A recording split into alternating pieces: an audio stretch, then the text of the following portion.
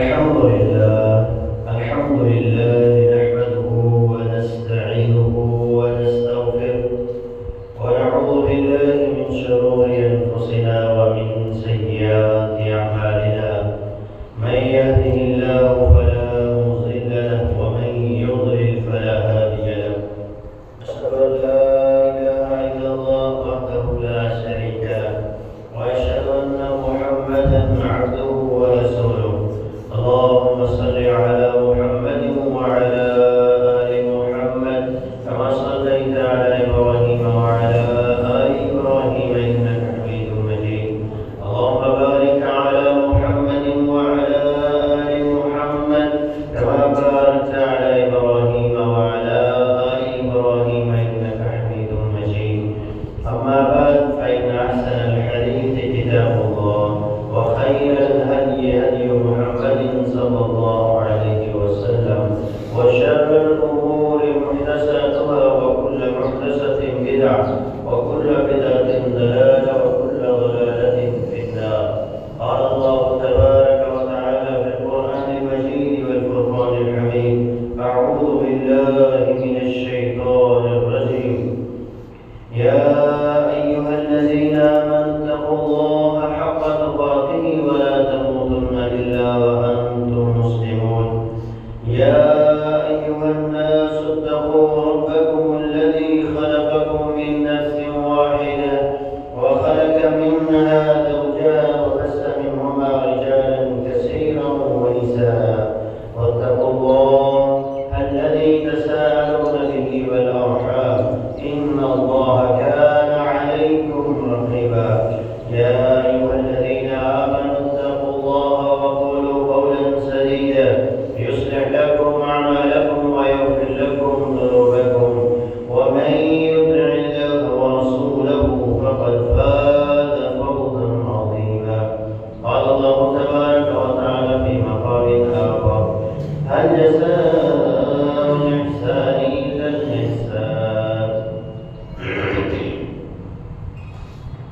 تمام قسم کی تعریفات کبریائی و بڑھائی کے معزز معلّہ کلمات اللہ جل شانہ کے لیے کہ جس اللہ نے اس کائنات کو پیدا فرمایا اللہ تبارک و تعالیٰ کی پاکیزہ و بابرکت حمد و ثنا کے بعد آن کی انطلاع درود و سلام نبی رحمت جناب محمد رسول اللہ صلی اللہ علیہ وسلم کی درجہ اقدس پر سامعین محترم گزشتہ خطبہ جمعۃ المبارک میں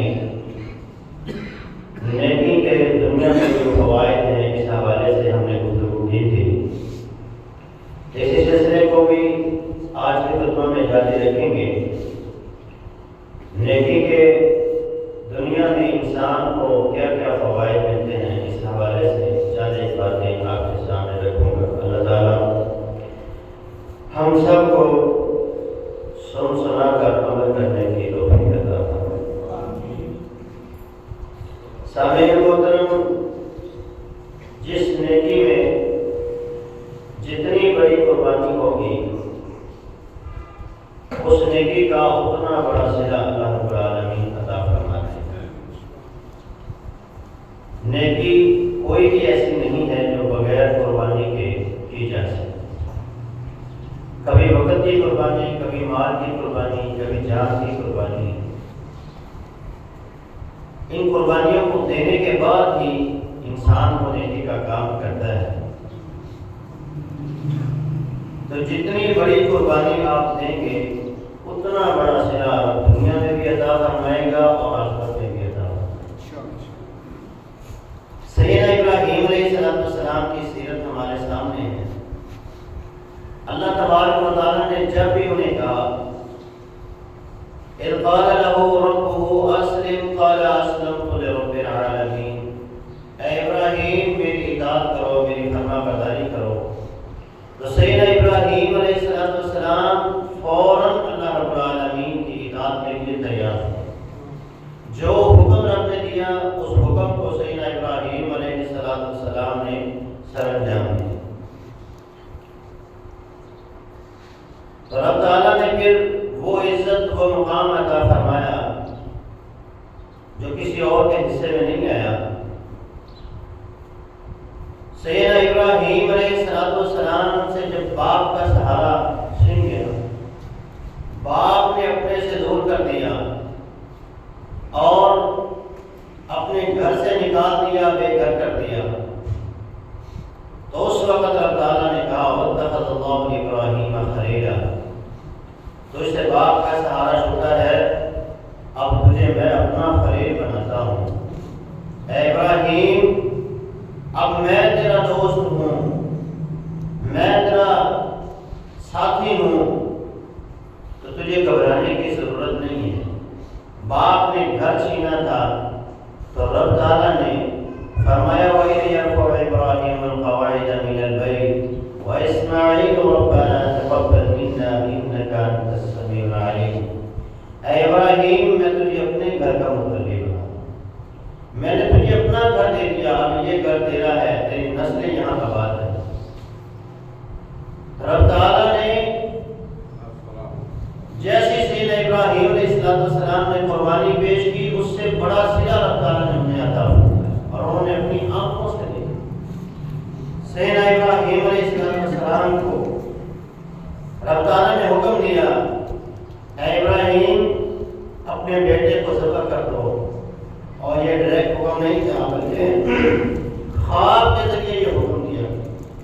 تو سیدنا ابراہیم علیہ السلام نے اپنے بیٹے کو لیا، وادی مینا میں آئے، اور سیدنا ابراہیم علیہ السلام نے اسماعیل علیہ السلام کو چہرے کے بل زمین پہ لٹا لیا۔ اللہ نے فرمایا قد صدقت الرؤیا انا كذلك نجزي المحسنين۔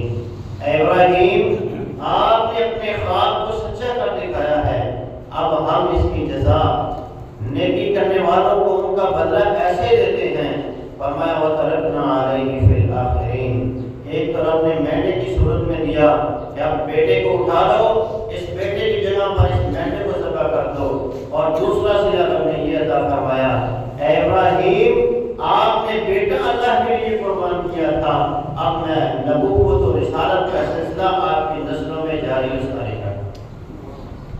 اب قیامت تک جتنے نبی آئیں گے تمام کے تمام آپ کی پشت سے، آپ کی نسل سے ہیں، وہ بنی اسماعیل کے نبی ہیں یا وہ بنو اسماعیل سے محمد رسول اللہ آئے ہیں، وہ تمام کے تمام نبی حضرت ابراہیم علیہ السلام کی نسل سے ہیں۔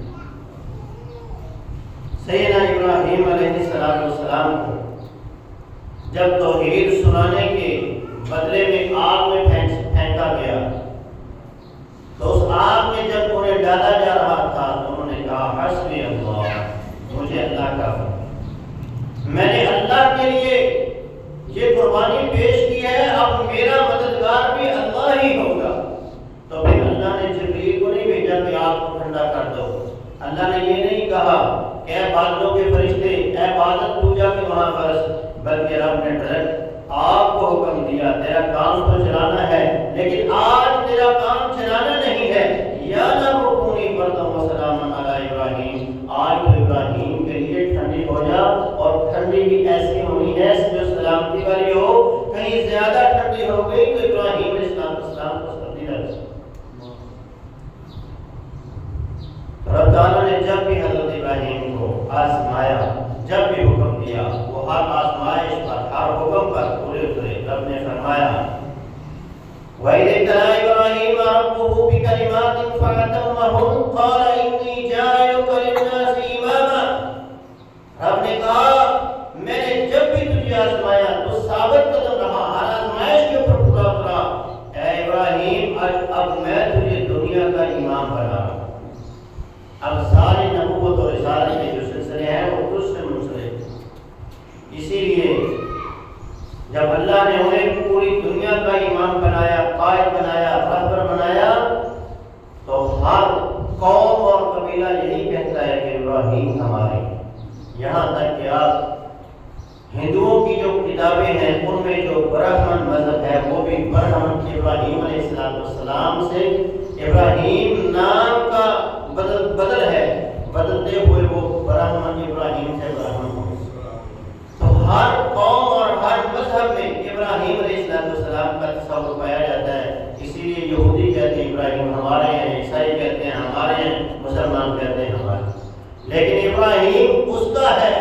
جس کا نظریہ، جس کا عقیدہ، جس کا عمل ابراہیم علیہ السلام جیسا۔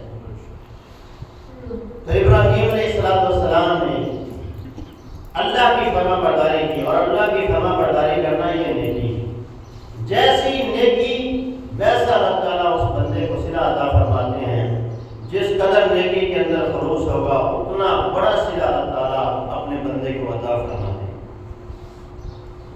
قرآن مجید اور قرآن ہمیں اس سے تعلق جوڑنا ہر مومن کے اوپر لازم ہے۔ جو لوگ اس سے منہ موڑ لیں گے، قیامت کے دن اللہ رب العالمین انہیں اندھا کر کے اٹھائے گا۔ رب تعالیٰ نے فرمایا وَنَحْشُرُهُ يَوْمَ الْقِيَامَةِ أَعْمَى، جس نے میرے قرآن سے منہ موڑ لیا، میرے ذکر سے منہ موڑ لیا، قیامت کے دن اسے اندھا کر کے اٹھاؤں۔ اور جو دنیا میں اس سے اپنا تعلق جوڑے گا وہ کبھی اندھا نہیں رہ سکتا، اللہ اسے بصیرت بھی عطا کرے گا، بصارت بھی عطا کرے گا۔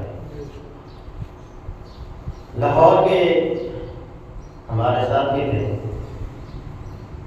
انہوں نے ایک کوشش کی اور وہ ایسے لوگوں سے ملے کہ جنہیں ان کی نیکیوں نے دنیا میں فائدہ پہنچایا۔ وہ لوگوں سے پوچھا کرتے ہیں آپ کا کوئی ایسا عمل جس کے آپ نے اثرات دنیا میں اپنی آنکھوں سے دیکھے۔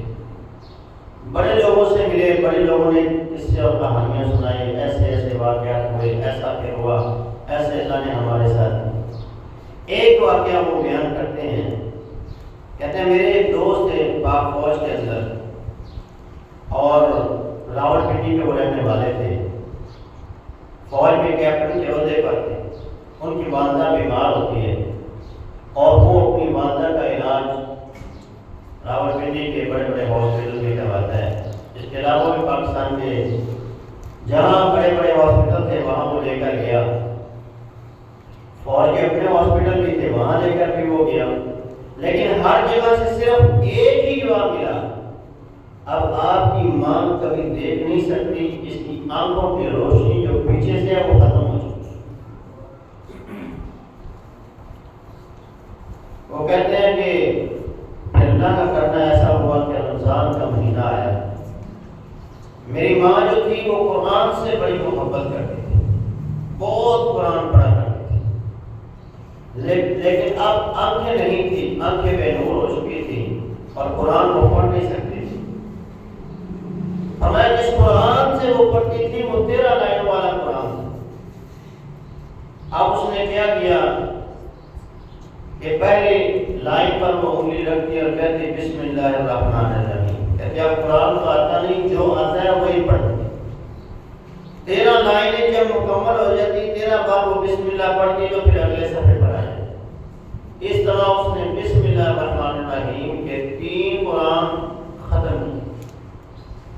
فرمایا رمضان کی جو آخر رات تھی اللہ نے میری ماں کو آنکھیں عطا فرمائیں، اور میری ماں کی جو آنکھوں کی روشنی تھی وہ اللہ نے واپس کر دی۔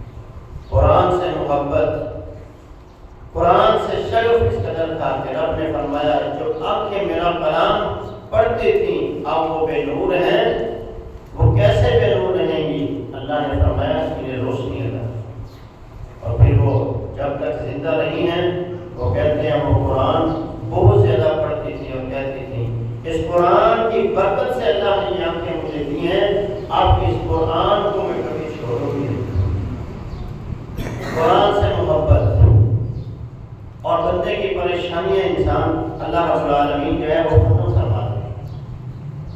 تاریخ اسلام کا ایک بڑا مشہور واقعہ ہے اور بہت زبردست واقعہ ہے۔ 4 محمد نامی آدمی، 4 محمد نامی آدمی، چاروں کے نام محمد۔ پہلے کا نام محمد بن جریر طبری، جنہیں تفسیر طبری لکھی۔ دوسرے کا نام محمد بن ہارون رحمۃ اللہ علیہ، تیسرے کا نام محمد بن نصر، اور چوتھے کا نام محمد بن خزیمہ جنہوں نے ابن خزیمہ لکھی۔ یہ چاروں محمد نامی شخص علم حاصل کرنے کے لیے، قرآن کا علم، حدیث کا علم حاصل کرنے کے لیے نکلتے، بغداد میں پہنچے۔ اس وقت بغداد جو تھا یہ علم کا مرکز تھا، یہاں پہنچے علم حاصل کرنے کے لیے، تو ان کا سادہ راہ ختم ہوتے ہیں۔ جن کے پاس پیسے تھے، جو کھانے پینے کی چیزیں تھیں، وہ ختم ہو گئی۔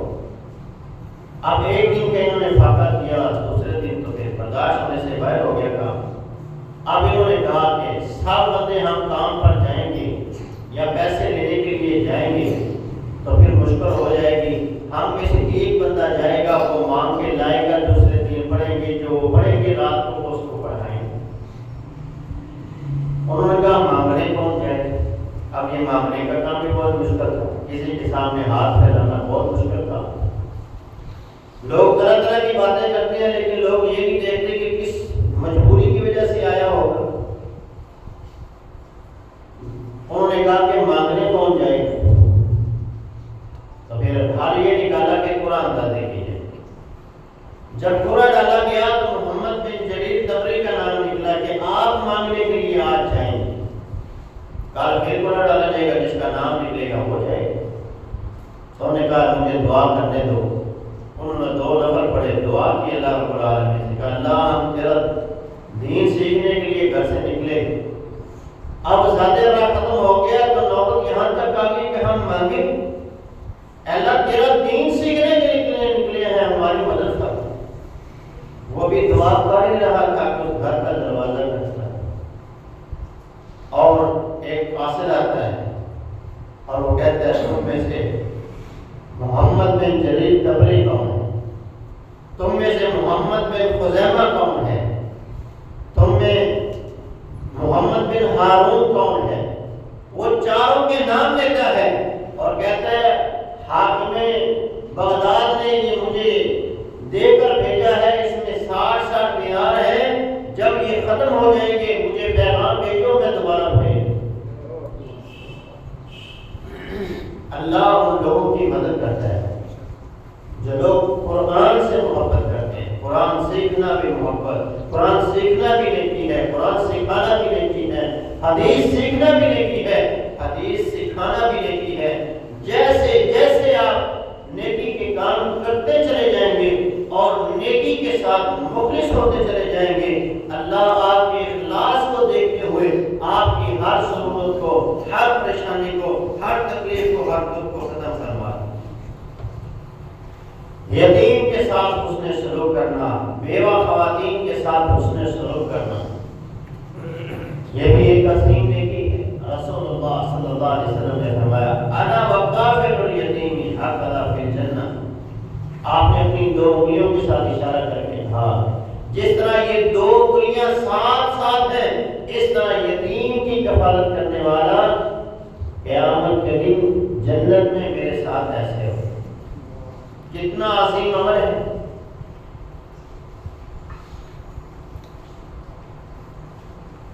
عبد المالک مجاہد حافظ اللہ وہ واقعات کی کتابیں لکھتے ہیں، دنیا میں جو واقعات ہوتے ہیں اور سچے واقعات۔ وہ ایک واقعہ نقل کرتے ہیں کہ امریکہ میں ایک بندے کو خواب آتا ہے۔ عرب میں ریاض میں ایک قصبہ ہے اور اس قصبے کا نام اسے بتایا گیا اور اس بندے کا نام بھی بتایا گیا کہ وہاں اس بندے کو لو اور اس کو عمرے پر لے گئے۔ اس بندے نے کاش خواب تھا، ایسے خیالات ہوں گے، خواب میں آ گیا۔ دوسرے دن پھر اسے خواب آیا، جلدی کرو تم ابھی ادھر، اور پھر اس بندے کا فون نمبر بھی دیا گیا خواب میں۔ اس نے اپنے جو عالم تھے ان سے بات کی جا کر، جو قدیر صاحب ایسے ایسے مجھے خواب آیا ہے، ایسا خواب کے اندر مجھے حکم دیا گیا ہے، پہلے دن آیا تھا میں نے اگنور کر دیا، ویسے خیالات ہوں گے، اب دوسرے دن آیا تو میں پریشان۔ انہوں نے کہا چلو دیکھتے ہیں، ایک دن اور بیٹھ گئے۔ اگلے دن پھر اسے رات کو خواب آیا کہ تو ابھی ادھر بیٹھا ہے، اسے جلدی لے کے جاؤ عمرے پر۔ کہا پھر ہم نے اس بندے کو فون کیا، جو فون نمبر ہمیں دیا گیا تھا وہ فون نمبر مجھے یاد تھا۔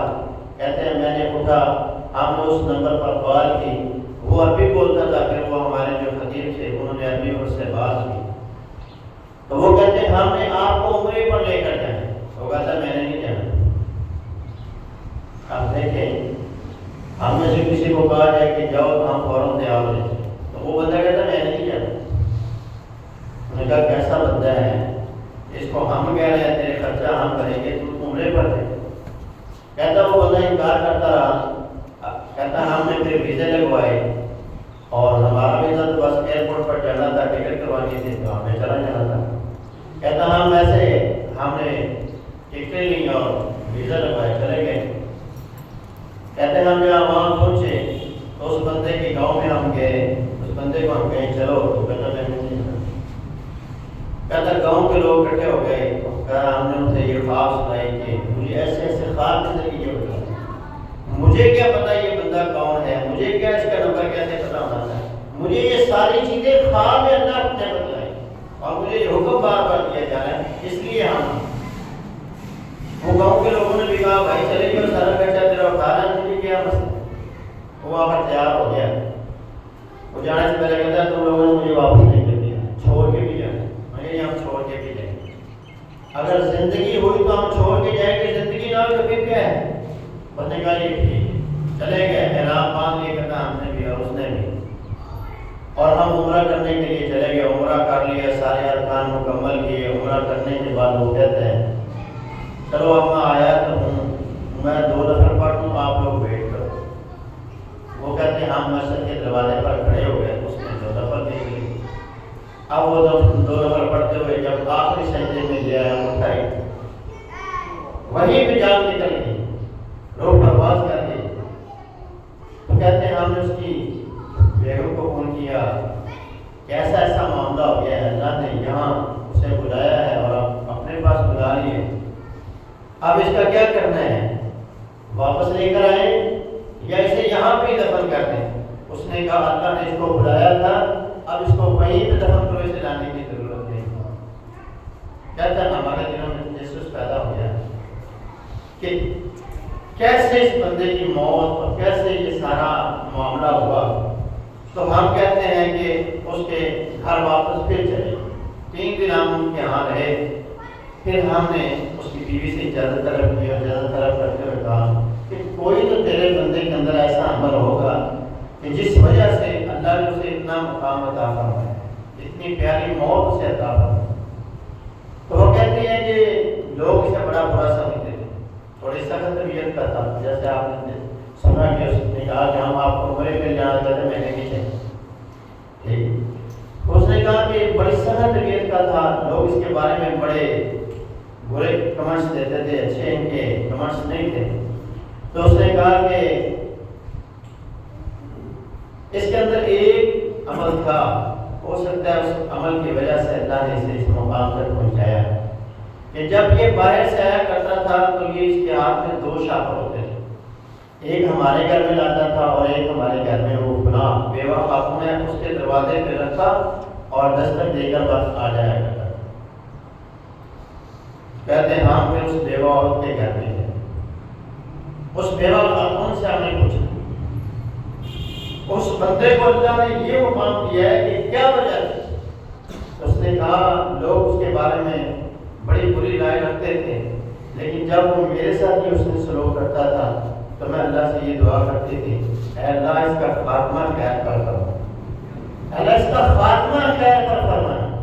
تو یتیم کے ساتھ اس کا یہ حسن سلوک، بیوہ خواتین کے ساتھ اس کا یہ حسن سلوک، اللہ نے اس کی موت جو تھی وہ خیر پہ فرما دی۔ یہ نیکی کا صلہ اللہ دنیا میں بندے کو عطا کرتا ہے۔ ایک شاپر ہی تھا، وہ کبھی کبھی آتا اور اس کے دروازے کو رکھ دیتا اور دستک دے کر اپنے گھر میں چلا جاتا، تو اس نیکی کی برکت سے اللہ اس کو یہ مقام عطا فرمایا تھا۔ صدقہ بھی ایک عظیم نیکی ہے۔ ہمارے بیمار ہوتے ہیں، ہم ڈاکٹروں کے پاس دوڑتے ہیں، جانا بھی چاہیے، اللہ کا حکم ہے، اس کے رسول کا حکم ہے، علاج کرو، دوائی کھاؤ، لیکن اسی رسول کا یہ بھی حکم ہے تداؤ بالصدقہ، اپنے بیماروں کا علاج صدقے سے کیا کرو۔ جب تمہارا کوئی بیمار ہو جائے، بیماری ختم نہیں ہو رہی، تو اللہ کی حضور صدقہ پیش کرو، اللہ اس صدقے کی وجہ سے اس کی بیماری کو ختم کر دے۔ عبد المالک مجاہد ایک واقعہ لکھتے ہیں یہ بھی، وہ کہتے ہیں کہ ایک آدمی کو کال آئی کہ آپ کی ماں جو وینٹیلیٹر پہ تھی اب اسے وینٹیلیٹر لگانے کی ضرورت بھی نہیں ہے، بالکل یعنی آخری سانسیں ہیں اس کی، یہ کہہ لیں کہ 100 میں سے 10% اس کی سانسیں چل رہی ہیں اور وہ بھی مصنوعی چل رہی ہیں، یعنی وینٹیلیٹر کے ذریعے چل رہی ہیں۔ تو آپ آ جاؤ تو ہم آپ کے آتے ہی وینٹیلیٹر اتار دیں، کیونکہ اب اس کے زندہ رہنے کے چانس نہیں اور نہ اس کے یہ چانس ہے کہ وہ کبھی ہوش میں آ سکے۔ تو وہ آدمی کہتا ہے اسی پریشانی میں اپنے دفتر سے نکلا تو میں گاڑی کا ویٹ کر رہا تھا، تو اتنے میں دیکھتا ہوں کہ سڑک کنارے ایک لکڑی بلی بیٹھی ہوئی، تو میں نے وہیں دکان سے جنرل اسٹور سے دودھ کا پیکٹ لیا اور وہ دودھ کا پیکٹ کھول کر اس کے آگے رکھ لیا، وہ پینے لگی۔ گاڑی آئی، میں چڑھا، میں جیسے ہی ہسپتال میں داخل ہوا ماں کے کمرے میں گیا، ڈاکٹر خوشی سے مسکرانے لگے اور خوش ہو گئے اور میری ماں کو ہوش آ گئی۔ جو بھی اس کا وینٹیلیٹر اتارنے والے تھے اس عورت کو ہوش آیا اور کہتا ہے میری ماں ہوش میں آتے ہی مجھے کہہ رہی تھی وہ لکڑی بلی کہاں ہے جو میرے لیے دعا کر رہی تھی۔ تو صدقہ کیجیے، جب ایک بلی پر صدقہ کرنے کی وجہ سے، ایک بلی کو دودھ ڈالنے کی وجہ سے اللہ آپ کی پریشانی کو ختم کر سکتا ہے، تو وہ اللہ انسان کو کھلانے کے اوپر کتنا خوش ہو، کسی انسان کو کھلانے کے اوپر، کسی یتیم مسکین کو دینے کے اوپر وہ کتنا خوش ہو۔ تو اپنا علاج اپنے صدقے کے ذریعے بھی کیجیے، اللہ اس صدقے کی بدولت آپ کی بیماری کو ختم فرمائے۔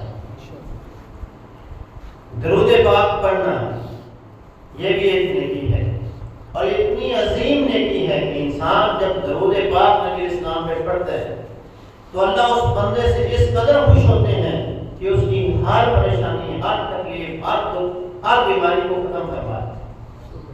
ہم اس نیت سے نہیں نہ پڑھتے، ہم ایسے پڑھتے جاتے ہیں، نیت رکھ کے پڑھیں گے اس بیماری کے لیے پڑھ رہا ہوں، اس لیے پڑھ رہا ہوں، یا اللہ کے رضا، اللہ کو خوش کرنے کے لیے پڑھ رہا ہوں کہ اللہ کے نبی پر میں درود پڑھ رہا ہوں، پھر اللہ مجھ سے خوش ہو جائے۔ جب اللہ خوش ہوگا تو پھر آپ کی ہر پریشانی، ہر تکلیف، دکھ ختم ہو جائے گا۔ سیدنا ابی بن کعب رضی اللہ عنہ سے آپ نے کہا تھا جب تو ہر وقت درود ہی درود پڑھے گا تو پھر کیا ہوگا؟ اذا تکفى حمك ويغفر لك ذنبك، پھر یہ ہوگا کہ اللہ تیری ہر پریشانی کو ختم کر دے گا، ہر تکلیف کو دور کر دے گا، ہر دکھ کو دور کر دے گا اور تیرے تمام گناہوں کو بھی رب معاف کر دے گا۔ عرب کے عالم ہیں ماشاءاللہ، ابھی وہ حیات ہیں، ان کے اوپن ہارٹ سرجری تھی، آپریشن ہو گیا۔ آپریشن ہونے کے بعد جب وہ کہتے ہیں مجھے ہوش آیا تو میں نے دیکھا کہ میرے کمرے میں جو ڈاکٹر ہیں وہ سب کے سب پریشان۔ کہتے ہیں میں نے بڑی مشکل سے پورے جسم کی طاقت قوت کو جمع کر کے ان میں سے ایک کو آواز دی اور وہ میرے قریب ہوا تو میں نے اسے کہا کیا وجہ ہے، تم لوگ مجھے پریشان لگ رہے ہیں؟ تو انہوں نے کہا کہ وہ ڈاکٹر آگے سے مجھے کہتے ہیں کہ آپریشن کے بعد دل پر ایک خون ہوتا ہے جو ایٹومیٹکلی خود ہی صاف ہو جاتا ہے، لیکن آپ کے دل کے اوپر جو خون تھا وہ جم گیا ہے، وہ ختم نہیں ہوا، وہ جم گیا ہے، وہ ختم نہیں ہوا۔ اب حل کیا ہے؟ حل یہ ہے کہ اب دوبارہ آپریشن ہو، اب دوبارہ اوپن ہارٹ سرجری ہوگی، پورا جسم آپ کا چھیلا جائے گا اور یہ صاف کیے۔ کہتے ہیں میں ڈر گیا، ڈر تو پہلے بھی تھا، پتہ نہیں زندہ رہنا یا نہیں رہنا، لیکن اب میں ڈر گیا کہ اب لگتا ہے کہ مشکل کی وجہ۔ تو میں نے کہا کیا ہوگا؟ ان کے جب آپریشن ہی ہوگا، اس کے علاوہ کوئی ہے؟ تو انہوں نے کہا پھر میں نے کہا کہ مجھے شہادتاً پڑھنے کے بعد آپریشن کرنا۔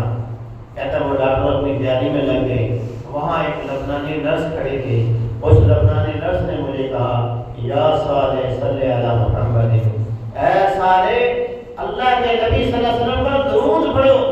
کہتے ہیں اس وقت مجھے یہ حدیث یاد آئی ادھر دکھ کا ہم کویوب اور قدم پر کہ اللہ تیرے سارے دکھ دور کر دے گا، تیری ساری پریشانیوں کو دور کر دے گا۔ کہتا ہے میں نے درود پڑھنا شروع کیا، اللہ کا کرنا ایسا ہوا کہ جب وہ مجھے لینے کے لیے آئے تو وہ سارا خون جو میرے دل کے اوپر تھا وہ صاف ہو گیا۔ تو اللہ رب العالمین کے پیارے حبیب پر درود پڑھے، یہ بہت بڑی نیکی ہے، اور اس نیکی کا یہ صلہ ہے کہ اللہ آپ کی ہر پریشانی کو، ہر دکھ کو، ہر تکلیف کو دور کر دے۔ اللہ کے راستے میں مال کو خرچ کرنا، ایک ہے کبھی کبھی صدقہ کرنا، بیماریوں کے علاج کے لیے صدقہ کرنا، ایک ہے مستقل طور پر صدقہ کرنا۔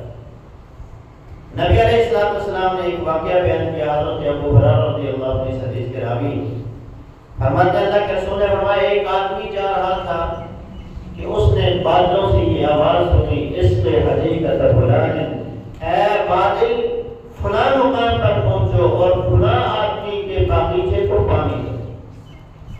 وہ آدمی کہتا ہے میں نے بڑا تعجب محسوس کیا، بادلوں سے یہ آواز، اب اس بندے کو ملنا ہی پڑے گا، اس کی کیا نیکی ہے کہ اس وجہ سے اللہ بادلوں کو حکم دے رہا ہے اور بادل اس باغ کے اوپر جا کے برسیں گے، میں دیکھوں تو صحیح وہ باغ کہاں ہے اور وہ آدمی کون ہے۔ کہتا ہے میں اس بادل کے نیچے نیچے چلتا رہا، پھر وہ بادل جو تھا ایک پہاڑی پر برستا ہے، وہاں سے ایک وہ نالے کی شکل اختیار کرتا ہے اور پھر وہ نالا جس طرف جاتا ہے میں اس پانی کے ساتھ ساتھ چلتا گیا یہاں تک کہ وہ ایک باغ کے اندر داخل ہو گیا۔ میں نے باغ کے اندر جا کے دیکھا تو ایک آدمی نے اپنی کئی جو ہوتی ہے کدال جو ہوتی ہے وہ اپنے کندھے پر رکھی ہوئی ہے اور وہ نالے ٹھیک کر رہا ہے، کیاریاں ٹھیک کر رہا ہے اپنے باغ کو پانی دینے کے۔ تو میں نے پھر اس سے جا کے پوچھا کہ بھائی بتا تیرے لیے بادلوں سے آواز آئی، پہلے تو میں نے اس کا نام پوچھا تیرا نام کیا ہے، اس نے کہا میرا یہ نام ہے، اس نے کہا تیرا نام لے کر بادلوں سے آواز آئی تو میں تجھے ملنے کے لیے آیا ہوں، بتا مجھے تو کون سا ایسا عمل کرتا ہے کہ جس وجہ سے بادلوں کو یہ حکم دیا گیا کہ تیرے باغیچے کو پانی۔ اس نے کہا میں کچھ بھی نہیں کرتا، بس یہی کرتا ہوں جب یہ باغ تیار ہو جاتا ہے اس کا پھل میں اتار لیتا ہوں تو اس کے 3 حصے کر لیتا ہوں، ایک حصہ اپنے گھر لے جاتا ہوں، ایک باغ پر ہی لگا دیتا ہوں اور ایک غربا مساکین کو دے دیتا ہوں۔ اس کی برکت سے ہی ہو سکتا ہے اللہ رب العالمین میرے لیے یہ بندوبست کرے۔ تو دنیا میں جب آپ اللہ کے راستے میں خرچ کریں گے تو اللہ رب العالمین جو ہے وہ اس طرح آپ کے لیے کاروباری آسانیاں پیدا فرمائے۔ اسی طرح استغفار پڑھنا یہ بھی ایک نیکی ہے، توبہ کرنا یہ بھی ایک نیکی ہے۔ آپ جیسے جیسے استغفار کرتے چلے جائیں گے اللہ آپ کی پریشانیوں کو آپ کی آنکھوں کے سامنے ختم فرمائے۔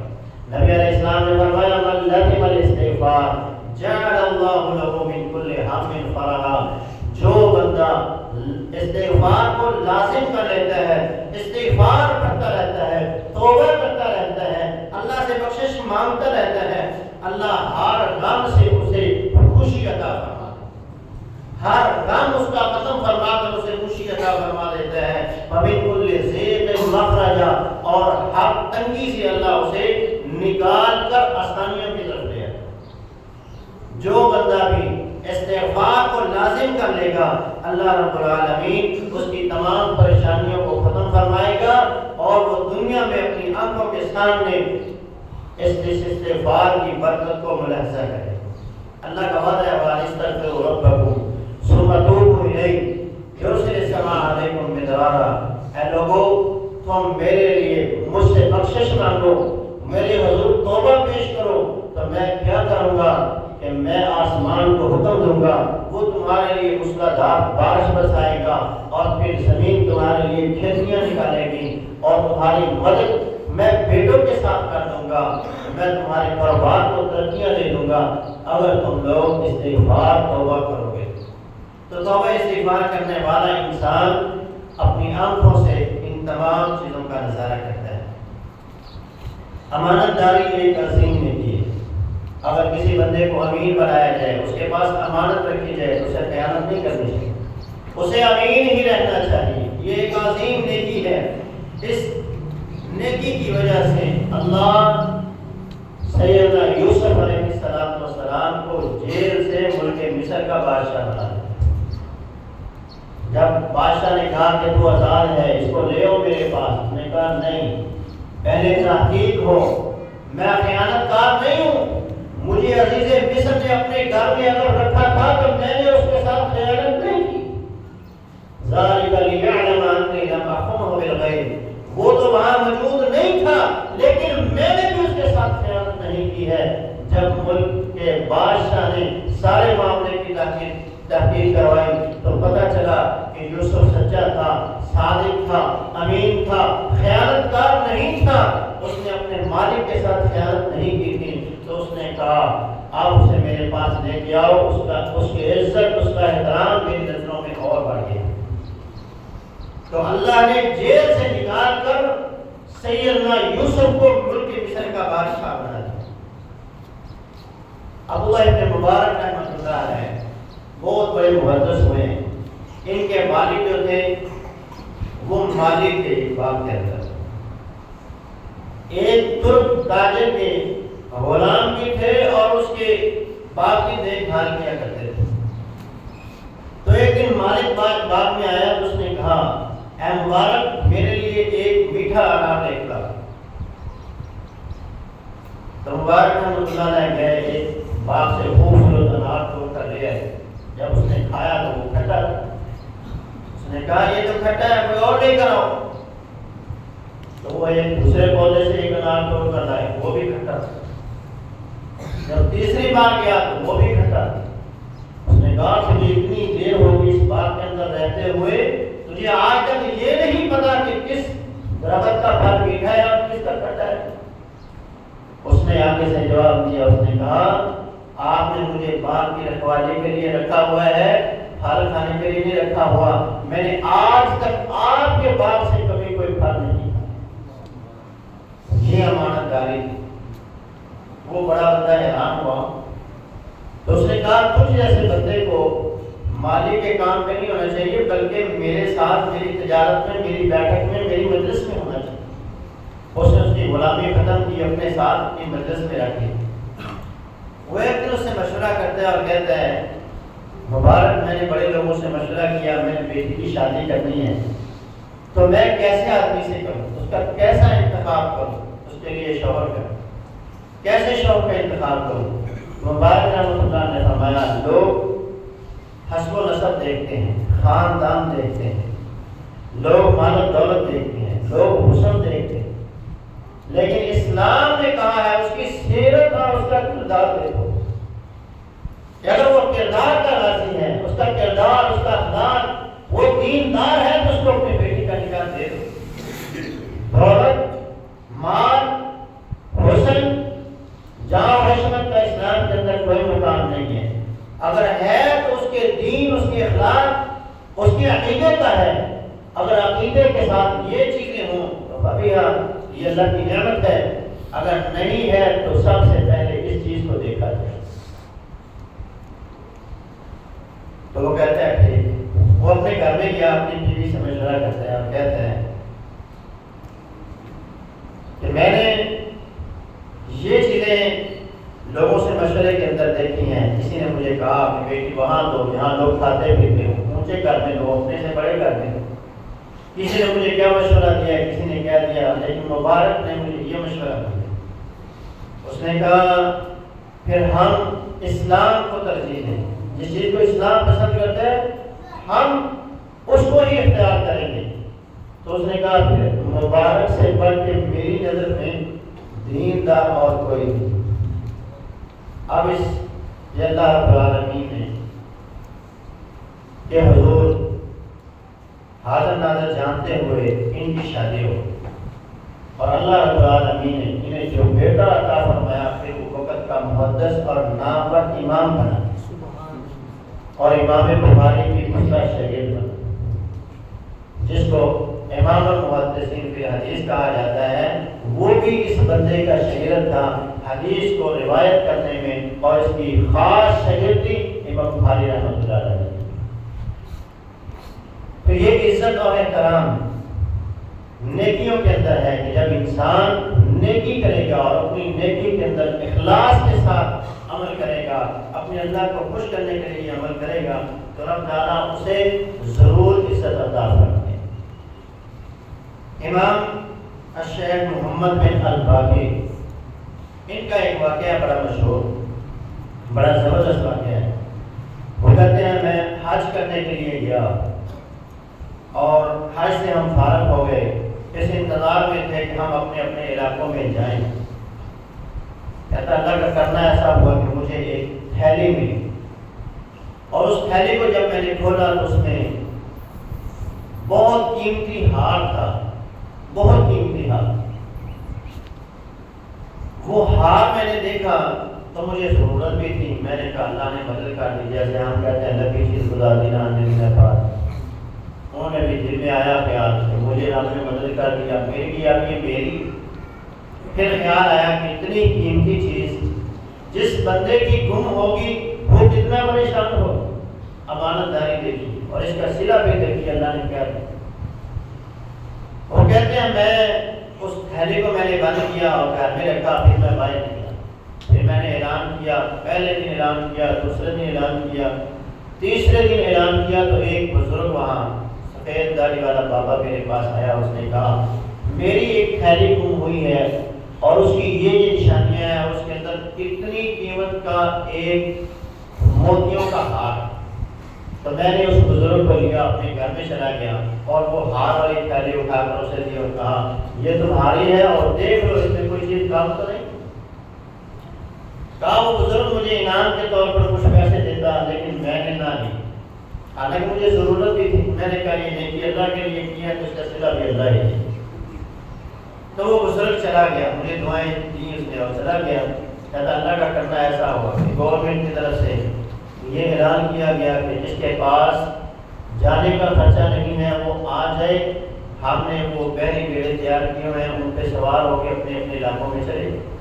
کہتا ہم بھی دوڑے دوڑے گئے، سوار ہو گئے بیڑے پر۔ وہ جا رہا تھا تو اللہ کا کرنا ایسا ہوا کہ سمندری طوفان آیا اور وہ کشتی ٹوٹ گئی، کشتی الٹ گئی اور وہ ٹوٹ گئی۔